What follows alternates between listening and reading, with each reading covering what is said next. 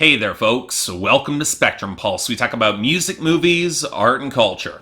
And today we are finally going to be talking about the debut album from Stormzy called Gang Signs and Prayer. I knew it was only going to be a matter of time before I contended with this particular genre. And while I'm not going to say that I was avoiding it, I will say I was kind of hesitant to approach it, mostly because I wasn't really sure what to expect, and I knew immediately that those people more familiar with it were going to inundate me with more suggestions than I would know what to do with it the second I stepped in to cover any of it. Yep, folks, it's time that we finally talk about grime. The UK-based brand of hip-hop partially derived from the combination of UK garage, jungle, breakbeats, and elements of dancehall. More of a mutation than a specific subgenre, and also pulling on elements of rough-edged gangster rap and its aggression and depictions of most urban decay. Now, while I've recognized grime names for a while, Dizzy Rascal, Skepta, and Wiley reviews spring to mind the most that I've seen from other people, I hadn't really heard a lot of crossover until I started tracking the UK official charts a couple years ago for my own personal records. And given that hints of tropical rhythm started landing in North America across last year, it was only a matter of time before some acts began importing their sound overseas, or at least picking up consistent traction in the mainstream, at least in the UK. And one of the names that I've seen peppering the UK charts was Stormzy, who was looking to blend in more R&B sounds with Grime's typical brand of aggression for the obvious mainstream crossover. And thus far, he's been pretty successful. He's gotten significant traction. Hell, put aside the tide of people wanting me to cover this on Patreon, he broke into the top 10 in the UK with Shut Up, and his remix of Ed Sheeran's Shape of You is doing particularly well over there right now. So okay, for someone looking for a beginner's step into this genre like the majority of people on this side of the ocean, I had to hope that Gang Signs and Prayer might be a good introduction, right? Well, okay.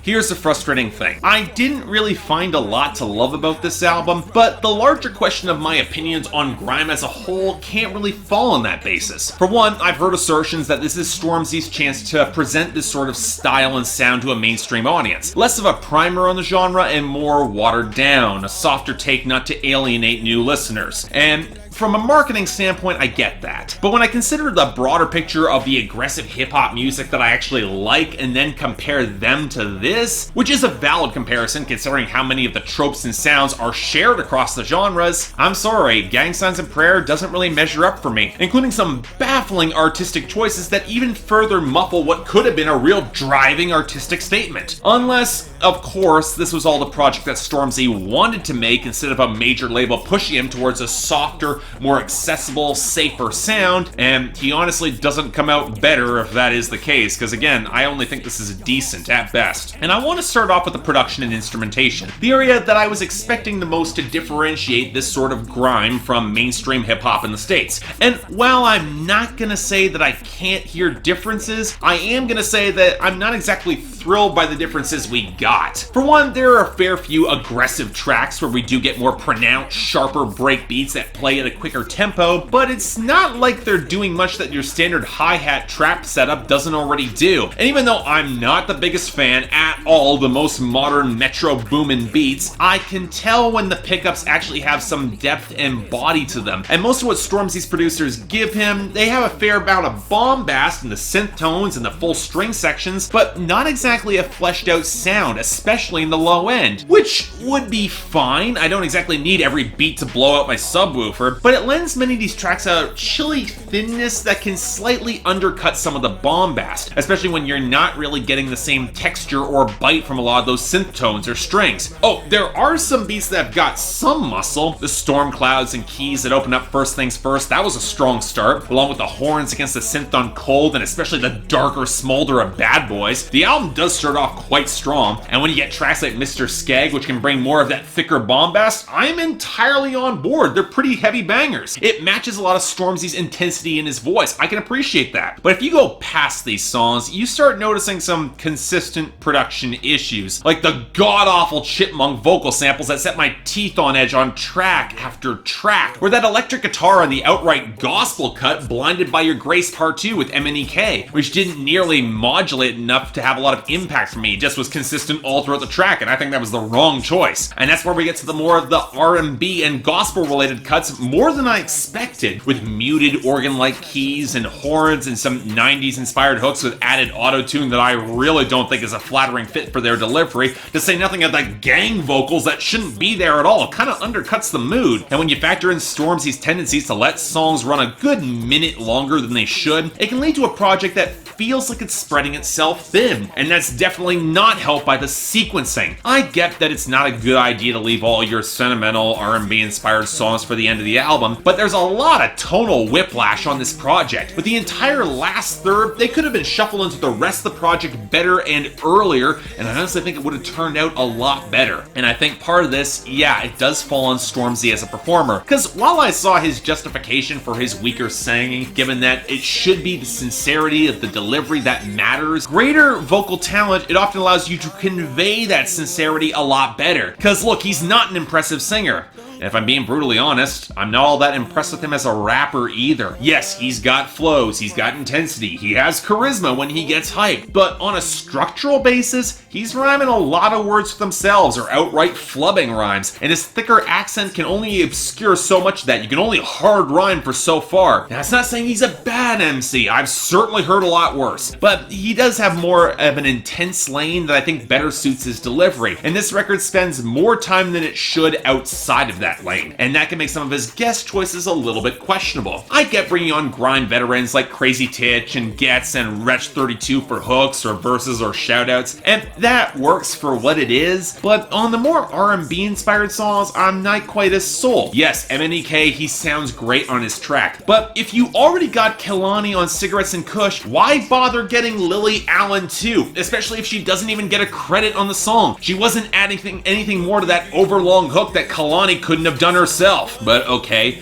what about the actual content, the lyrics and themes here? Well, okay, if we're gonna put aside the frustrating sequencing and get to the meat of what Stormzy actually is, he cuts a mostly interesting figure. He freely admits that he's not really a gangsta, and indeed shows a fair bit more vulnerability and emotion on songs like 21 Gun Salute, Don't Cry For Me, and especially Lay Me Bare, even as he does spit some extremely aggressive bars and shows his affiliation with some nastier guys. It's not a bad way to approach the whole thug with a conscience angle, at least it feels a little bit more honest. And when you factor in his willingness to include God in a lot of these conversations, you do get a distinctive presence as an artist at least. Hell, one of the reasons that I don't like that Lay Me Bare was used as the final song is that it actually touches on losses of friends and faith and the re-entry of his father into his life and undercurrents of depression that could have set the scene of the album pretty well if it was earlier in the track listing, instead of just feeling like a bookend to a much more interesting story. It's kind of a dump all at the end, and it doesn't really end the album well. But that's also important to know, because even in his punchlines, I'm not really blown away. I'm not really all that interested. They feel a little bare bones, a little bit too much involved in brand names, lacking in truly cutting detail, and I definitely get the feeling that Stormzy relies on pointing to his chart success and his popularity and name-checking a lot more than he should. But normally, if the intensity's there, I can get sucked into the aggressive songs. When we go to the R&B inspired tracks, things get kind of dicey. For one, the hookup sketched on Velvet, Jenny Francis Interlude, by far the worst track here, really does not paint Stormzy in a good light, particularly the macho posturing at the end of the first verse. And Cigarettes and Kush.